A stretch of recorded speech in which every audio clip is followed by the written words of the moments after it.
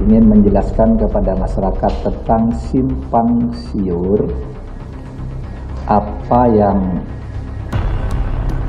terjadi dengan isu pencucian uang sebesar 300 T.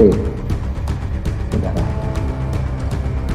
kami tegaskan bahwa yang kami laporkan itu laporan hasil analisa tentang dugaan tindak pidana pencucian uang. Berkali-kali saya katakan, ini bukan laporan korupsi, tapi laporan tentang dugaan tindak pidana pencucian uang yang menyangkut pergerakan transaksi mencurigakan.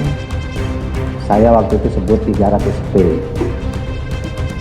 Sesudah diteliti lagi, transaksi mencurigakan itu ya lebih dari itu, 349 T mencurigakan. Dan saudara harus tahu bahwa tindak pidana pencucian uang itu sering menjadi besar karena itu mengangkut kerja intelijen keuangan. Uang yang sama mungkin berputar 10 kali secara aneh, itu mungkin dihitungnya hanya 2 atau 3 kali.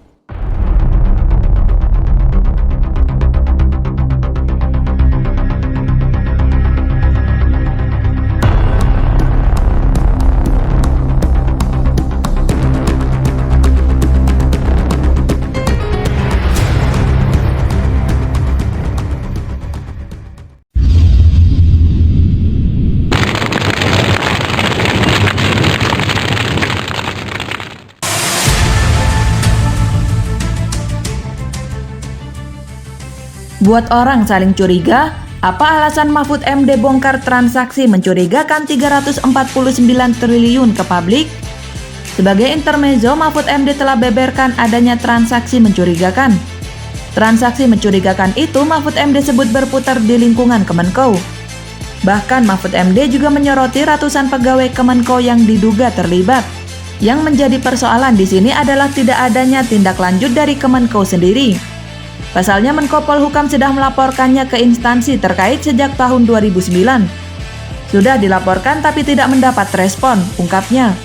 Selanjutnya Mahfud MD menjelaskan bahwa transaksi mencurigakan itu bukanlah tindak korupsi. Menko menekankan pada tindak pidana pencucian uang atau TPPU. Meskipun begitu, Mahfud MD juga tegaskan bahwa TPPU ini lebih parah ketimbang korupsi. Maka dari itu Mahfud MD bersama instansi lainnya ingin mengoptimalkan penerapan undang-undang tentang pencegahan TPPU. Buntut dari pernyataan Mahfud MD ini membuat Kemenko Sri Mulyani dikejar-kejar pertanyaan. Selaku Menko, tentu Sri Mulyani harus bertanggung jawab atas musibah yang menimpa instansinya. Maka dari itu Komisi 3 DPR RI menggelar rapat pada hari Rabu 29 Maret 2023 kemarin. Mahfud MD hadir tetapi Sri Mulyani tidak bisa datang karena berhalangan. Tujuan dari rapat ini adalah untuk mengklarifikasi semua kecurigaan atas transaksi mencurigakan itu. Seperti apa alasan Mahfud MD bongkar informasi sensitif itu ke depan publik? Pertama, Menko mengatakan bahwa apa yang dia sampaikan itu bersifat agregat. Jadi Menko tidak menyebut nama siapapun maupun nama akun. Bagi Mahfud MD, pengungkapan ini sudah sesuai dengan Undang-Undang Dasar NKRI tahun 1945.